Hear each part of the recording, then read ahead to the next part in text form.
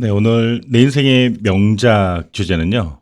구범준 PD의 마음을 읽는 감각이라는 책입니다. 세바시 인생 수업, 네, 세바시 PD가 발견한 삶이 흔들릴 때 나를 지키는 법이라는 부제가 붙여 있는 책입니다. 여러분들 세상을 바꾸는 15분 잘 아시죠? 이 세상을 바꾸는 15분이라는 주식회사를 등록을 했어요. 상표 등록을 했는데 오랜 시간 동안 실제로 세상을 바꾸는 15분이 15년이 된 해가 올해라고 합니다. 오랜 시간 동안 많은 사람들의 이야기를 듣고 다듬는 일을 하면서 말의 기술보다 마음의 결이 사람들의 마음을 움직인다는 그 메시지를 전하는 책입니다.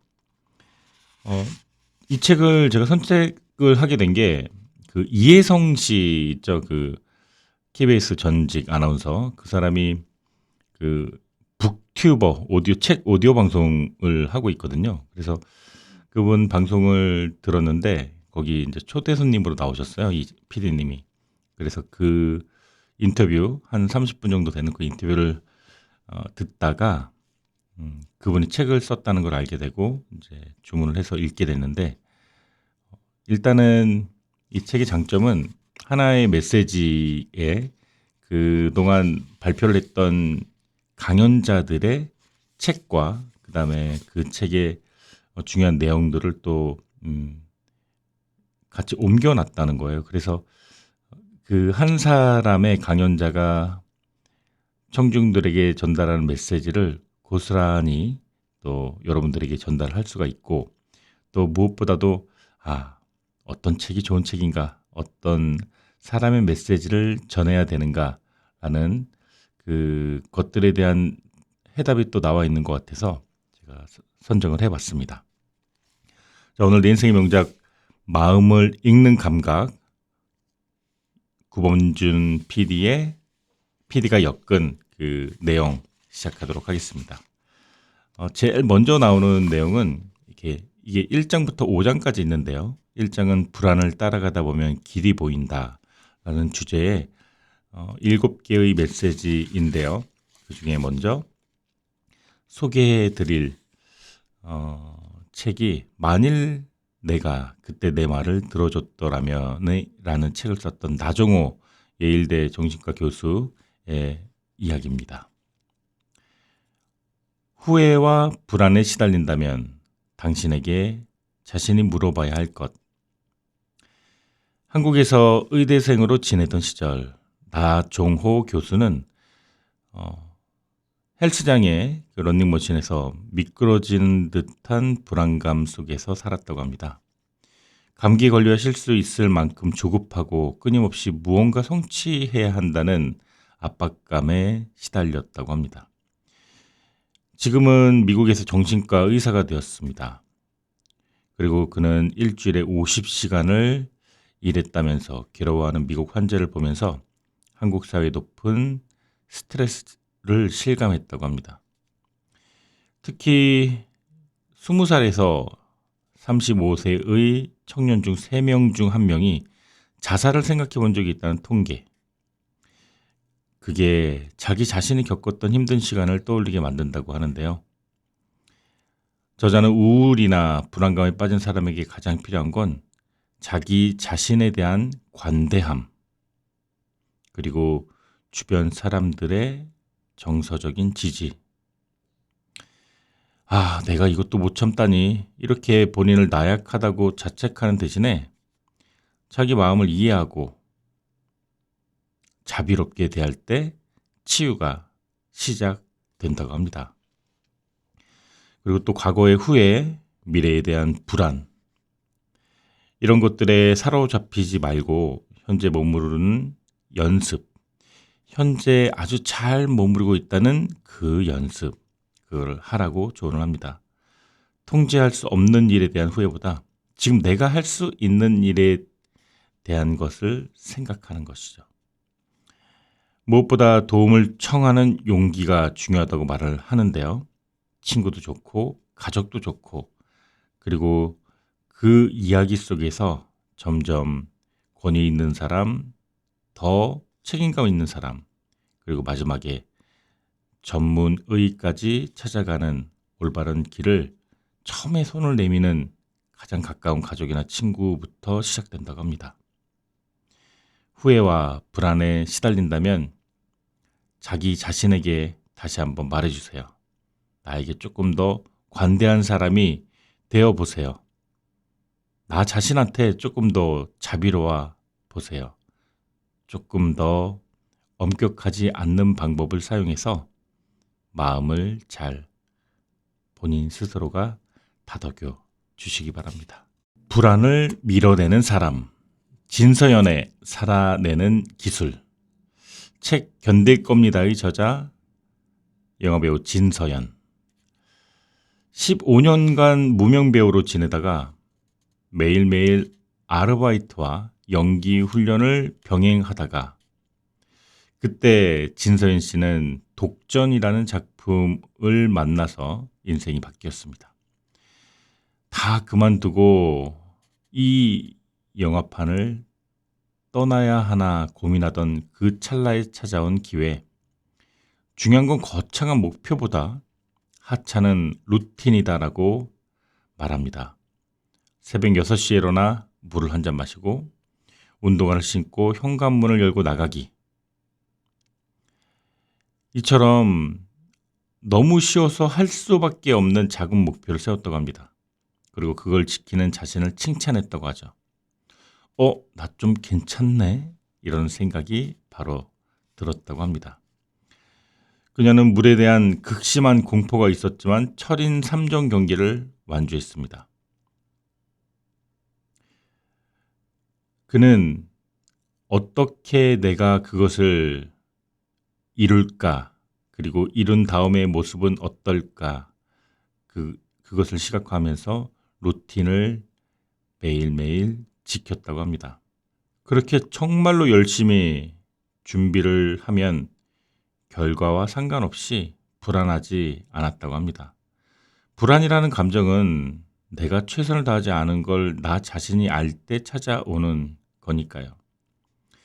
우주적인 차원에서 보면 우리 모두 먼지 같은 존재지만 그럼에도 우리가 최선을 다해야 되는 이유는 나 자신에게 더 나은 행복감을 주기 위해서라고 저자는 강조합니다. 바보같이 느껴질 때 등신감을 느끼는 당신에게. 숭실대 이호선 교수 50의 기술의 저자입니다.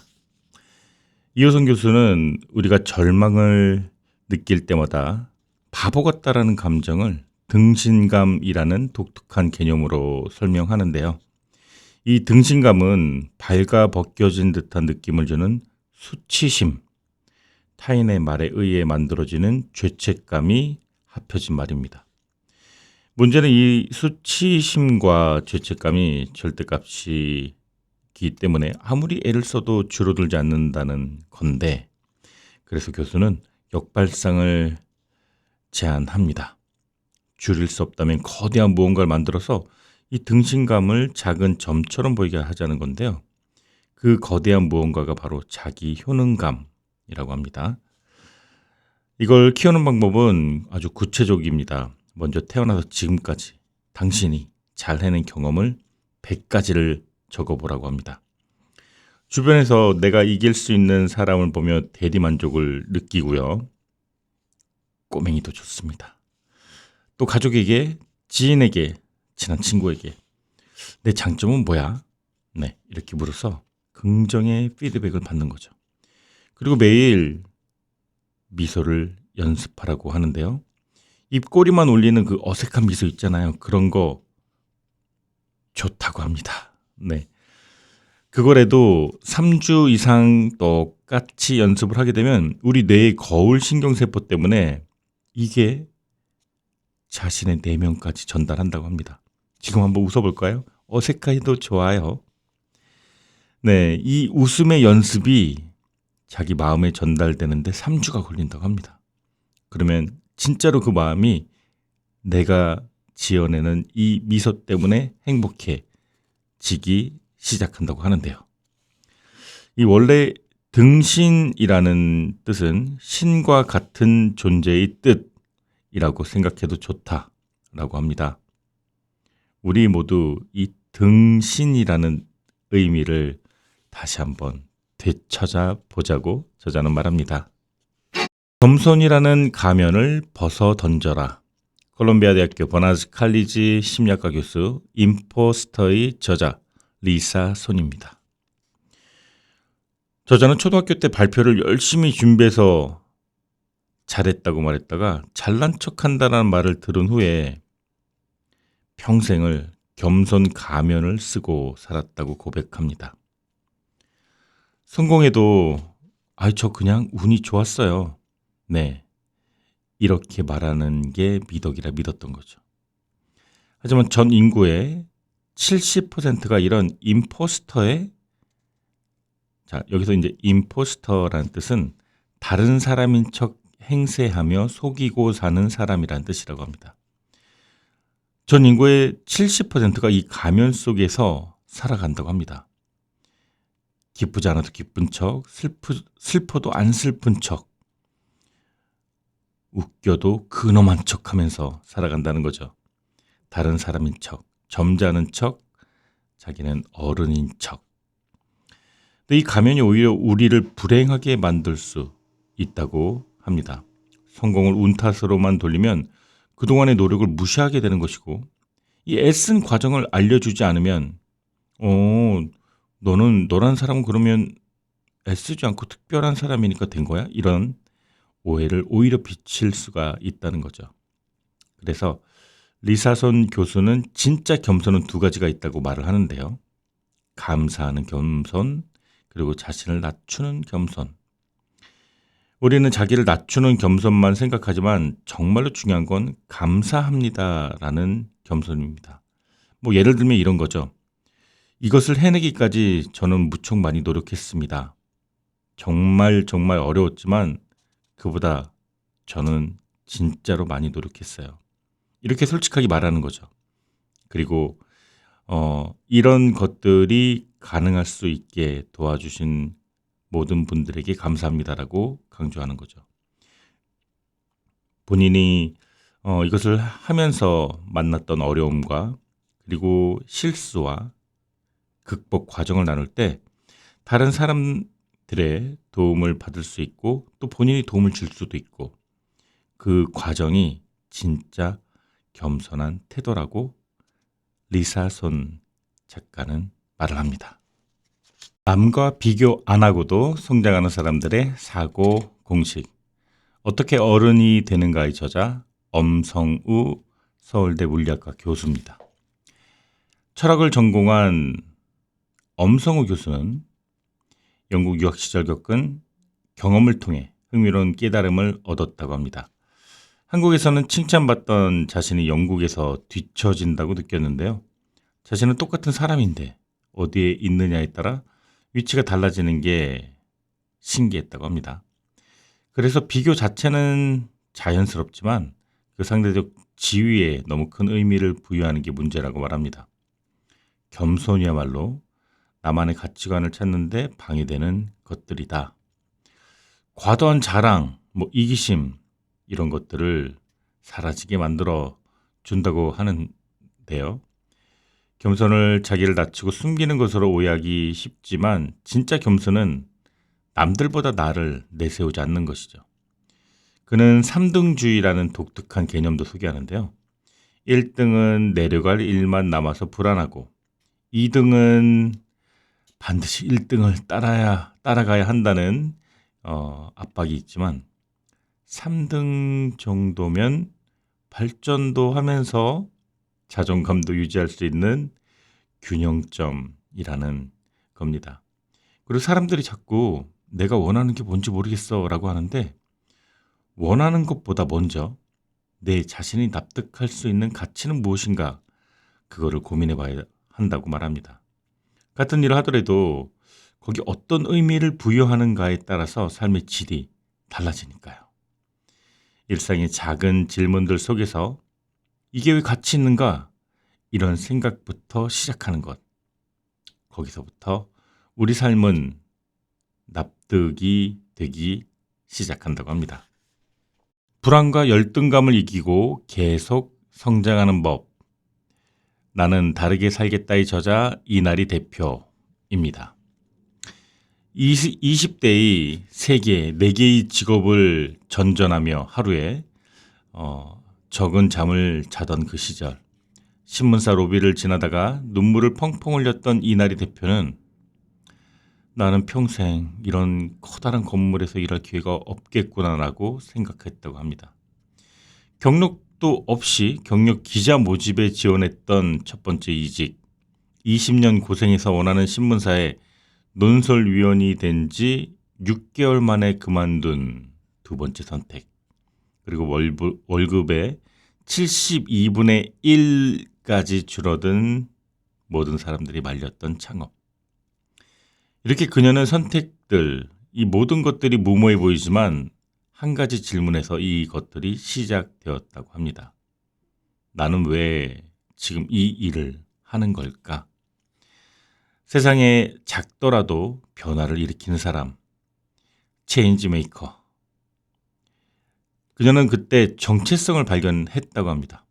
그래서 그녀에게 어떤 일을 하느냐는 중요하지 않게 되었죠. 여성으로서 겪은 어려움을 숨기지 않고 페이스북에 그 내용을 솔직히 털어놓았더니 무려 200명이 만나고 싶다고 메시지를 보내왔다고 합니다. 그렇게 일하는 여성들의 커뮤니티 헤이 조이스가 탄생을 했고 월급은 72분의 1이 되고 일하는 시간은 2배가 되었지만 그녀의 행복감은 최고치에 올라 있다고 합니다. 경력이 없어도 원서를 내보내고 정식 기자가 아니더라도 그 이상으로 열심히 일했던 것처럼 고민만 하지 말고 지금 바로 행동하라는 그녀의 이야기가 우리에게 용기를 줍니다. 네, 여러분은 지금 김아준의 내 인생의 명작, 오늘 주제 마음을 읽는 감각, 세바시 인생수업 PD 구범준 작가의 책 함께하고 계십니다. 자, 1부 순서 여기까지고요. 저는 잠시 후에 2부로 돌아오겠습니다. 당신의 행복은 완벽주의자입니까? 4명의 완벽주의자의 저자, 연세대 이동귀 교수님. 20년 넘게 완벽주의를 연구해 왔습니다. 한국인 2명 중 1명이 완벽주의 성향을 가지고 있다라는 흥미로운 조사 결과가 있습니다. 많은 완벽주의자들이 자신의 결점을 숨기느라 가면을 쓰고 겉으로는 아무렇지 않은 척하지만 속으로는 우울해하는 가면 우울증을 겪는다고 하는데요. 심해지면은 터널 속에 갇힌 것처럼 주위를 볼 수 없는 상태에 빠져 도와달라고 말하는 것조차 어려워진다고 하죠. 하지만 완벽주의가 항상 불행으로 이어지는 건 아니라고 강조합니다. 행복한 완벽주의자가 되는 핵심은 변화에 대한 개념을 바꾸는 거죠. 불행한 완벽주의자들은 A에서 B로 완전히 탈바꿈되는 변화를 원하지만 한 사람이 하루아침에 정반대 성향으로 바뀌는 건 비현실적이죠. 저자는 행복한 완벽주의자들은 A라는 특성은 그대로 두고 여기에 A1, 2, 3 이렇게 같은 유용한 확장 팩들을 추가하는 걸 변화라고 생각한다고 합니다. 무언가 완벽하게 잘 해내야겠다는 열망은 성장을 위해 반드시 필요한 동력이니까 완벽주의의 강점은 살리되 약점을 보완할 스킬을 하나씩 더해가면 된다는 거죠. 예를 들어 도움 요청하기가 어렵다면 갑자기 적극적으로 변하려고 하지 말고 내가 누구에게 어느 정도로 나의 이야기를 털어놓는다부터 시작하는 거죠. 왜 나는 계속 불안하고 두려운 걸까? 엄마의 빈틈이 아이를 키운다의 저자 하지현 작가입니다. 정신건강의학 전문의인데요. 진료실에서 저자는 많은 환자들을 만납니다. 성공하고 잘 나가는 사람들도 항상 굉장히 심각한 불안증에 시달린다는 것을 알게 됩니다. 승진도 하고 원하는 학교에도 들어갔는데, 그리고 돈도 잘 버는데, 행복한 가정도 있는데 왜 이렇게 불안할까요? 그 이유는 욕구와 욕망이 구별되지 않기 때문이죠. 욕구는 기본적인 의식주처럼 기본만 하면 되는데, 욕망은 끝이 없으니 항상 더 높은 걸 추구하게 되죠. 문제는 이 두 가지가 한 덩어리가 되면 99점을 받고도 망했다라는 생존의 위협을 느낄 만큼 강한 불안에 시달린다는 거죠. 저자는 불안을 없애려 하기보다는 안고 가는 편이 낫다고 조언을 합니다. 철학자 쇼펜하우의 말처럼 배가 똑바로 앞으로 나아가려면 바닥에 근심과 슬픔 같은 짐이 필요하다라고 말을 한 것처럼 작은 많은 걱정거리가 있어야 오히려 중심을 잡고 흔들리지 않고 앞으로 갈 수 있다는 말이죠. 휘둘리지 않는다면 적당한 정도의 불안, 걱정은 우리 삶에 조금 더 필요한 게 아닐까요? 라고 저자는 묻습니다. 체력 하나만 달라져도 인생이 많은 것들이 변합니다. 마녀 체력의 저자 이영미 작가입니다. 153, 48kg, 작고 왜소한 몸으로 아이를 키우면서 출판 에디터로 일하던 이영미 작가는 40살이 되자 매우 높은 고혈압에 만성 피로까지 겹쳐 결국 회사를 그만두고 말았죠. 그런데 지리산 여행에서 친구들과 천왕봉에 오르는 걸 체력 부족으로 포기해야 했을 때 자신에 대한 한심한 이 처지가 화가 치밀어 운동을 결심하게 됩니다. 집 앞 수영장에서 새벽 수영을 시작했지만 안 가는 날이 더 많았고, 남편은 수영하는 게 아니라 물에 빠진 사람 같다라고 할 정도였다고 합니다. 그래도 포기하지 않고 조금씩 꾸준히 하다 보니까 6개월 만에 호흡이 트이고 실력이 늘었다고 하는데요. 그때 깨달은 건 그녀 자신이 평생 단 한 번도 꾸준히 운동을 해본 적이 없다는 것이었어요. 달리기도 첫날 한 바퀴부터 시작해서 한 달 후엔 5km를 뛸 수 있게 됐고, 그렇게 시간이 지나고 나서 마침내 철인 3종까지 그녀는 완수하게 됩니다. 미시령 고갯길을 한 굽이씩 올라가며 깨달았답니다. 아무리 끝나지 않을 것 같은 고통스러운 고갯길도 언젠가는 끝이 난다는 걸요. 그 10년이 지난 지금 그녀는 40살 때보다 훨씬 더 건강한 마녀 체력으로 살고 있습니다. 지금 당신이 숨이 차도록 달려야 하는 이유. 길 위의 뇌의 저자, 서울대 의대 재활의학과 정세희 교수입니다. 25년간 뇌졸중, 파킨슨병, 치매 환자들을 치료해 온 정세희 교수는 같은 병에 걸려도 완전히 다른 삶을 사는 두 부류의 환자를 보아왔습니다. 한 사람은 젊은 나이에 뇌출혈이 왔지만 재활치료를 열심히 해서 임용고시에 합격해 지금도 교사로 일하고 계시고, 또 한 분은 회복 후에도 하루 종일 TV만 보시다가 결국 다시 쓰러졌죠. 그 차이는 병이 걸린 뒤에 노력도 있지만 더 중요한 건 아프기 전에 어떻게 살았느냐에 달려있다고 합니다. 뇌는 에너지를 엄청나게 쓰는 장기인데 이 뇌를 건강하게 지키는 핵심이 바로 유산소 운동이래요. 많은 분들이 걷기만 해도 건강해지겠지라고 생각을 하시는데, 걷기는 저강도 운동이라 심폐 체력이 좋아지지 않고 오히려 근육이 빠진다고 하네요. 숨이 차고 심장이 두근거릴 정도로 뛰어야 진짜 효과가 있다는 거죠. 정세희 교수 본인도 20년 넘게 달리기를 해오면서 25년 근무 중 병가를 하루도 쓴 적이 없고, 예민하고 주눅들던 성격이 자신감 있게 바뀌었다고 합니다. 병원 화재 때 전날까지 혼자 서지도 못하는 할머니가 계단을 걸어 내려가는 장면을 목격을 하면서 깨달았다고 합니다.